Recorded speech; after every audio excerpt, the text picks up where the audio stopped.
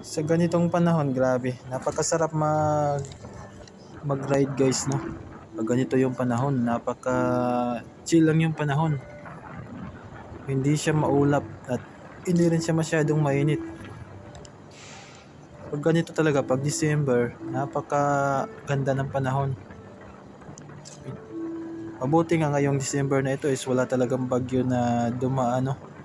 Kaya ngayon, chill-chill lang yung panahon. Pag ganito yung panahon, hindi siya mainit. Hindi rin siya makuan. Hindi rin siya maulan. Minsan pag tumigil ka sa ganitong lugar ay napakasarap. Lalo na makikita mong napakalawak ng daan.